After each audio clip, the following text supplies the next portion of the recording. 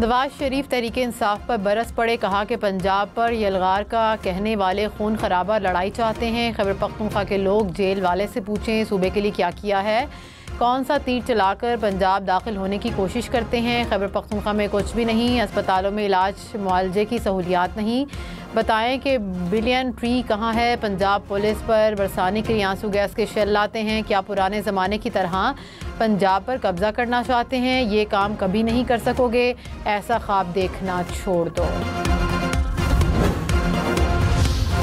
वज़ीर आला मरियम नवाज़ ने कहा कि अडाला जेल में बैठा शख्स सिर्फ इंतशार और फितना चाहता है। जेल से कभी अवाम को रिलीफ देने का पैगाम नहीं आया।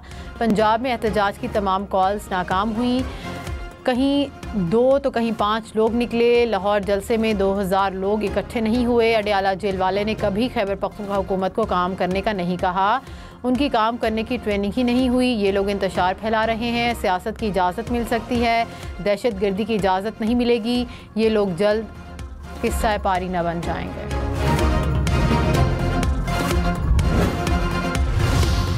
यहाँ लोगों को मर्जी के बेंच की आदत है, वो ज़माने चले गए। शफाफियत आ चुकी। चीफ जस्टिस काजी फाइज ईसा के आर्टिकल 63 की नज़रसानी केस में रिमार्क्स।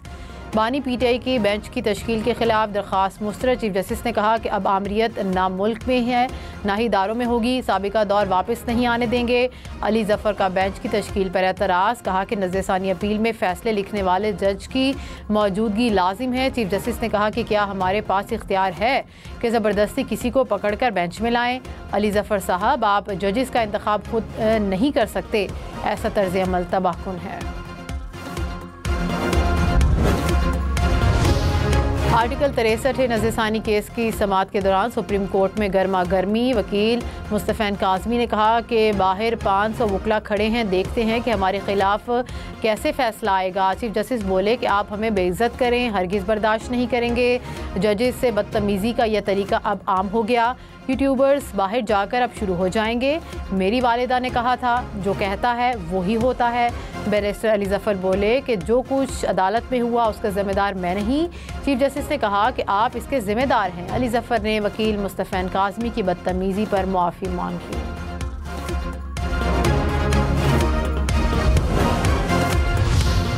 वज़ीर आला सिंध मुराद अली शाह ने कहा कि आईनी अदालतों का क़याम हमारे मंशूर में शामिल है।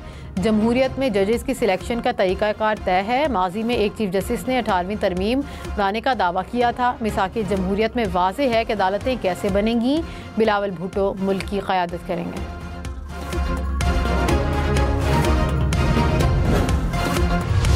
मौलाना फजल रहमान से रहनुमा नून लीग सेनेटर इरफान सदीकी की मुलाकात। आइनी तरमीम और मुल्की सियासी सूरत हाल पर तबादला ख्याल।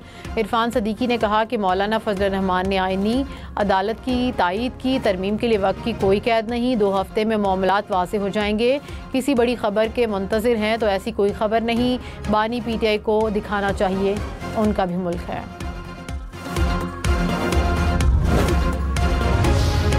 190 मिलियन पाउंड रेफरेंस का हतमी फैसला सुनाने से रोकने के हुक्म में 10 अक्टूबर तक तौसील। इस्लामाबाद हाई कोर्ट ने नैब की समाअत मुलतवी करने की दरख्वास्त मंजूर कर ली।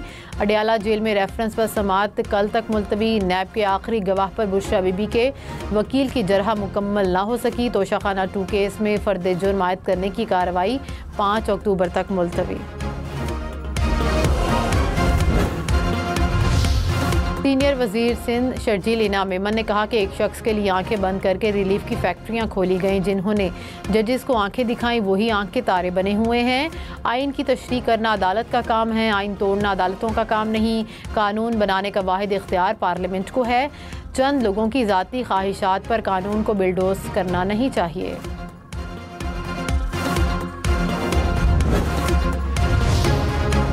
तहरीक इंसाफ का फैसलाबाद में एहतजाज। अरकान असम्बली समेत मुतअद्दिद कारकुन गिरफ्तार। पुलिस ने MPA मेजर रिटायर्ड गुलाम सरवर, एहसन खरल, इस्माइल सैला और ख्याल कास्त्रो को हिरासत में ले लिया। 8 बाज़ारों और घंटा घर चौक में भी भारी नफरी तैनात। मुजाहिरीन का पुलिस से आमना सामना। पुलिस के मुंतशिर करने के लिए शेलिंग। सुप्रीम कोर्ट के बाहर पीटीआई वकला का एहतजाज। सिक्योरिटी के फूड प्रूफ इंतजामात। रेड जोन को जाने वाले तमाम रास्ते बंद। वफाकी वजीर मुसद्दिक मलिक भी पैदल चलने पर मजबूर। सहाफ़ी ने सवाल किया कि आपको भी रास्ता नहीं मिला। मुसद्दिक मलिक बोले कि आपको नहीं जाने दे रहे तो मुझे क्यों जाने देंगे।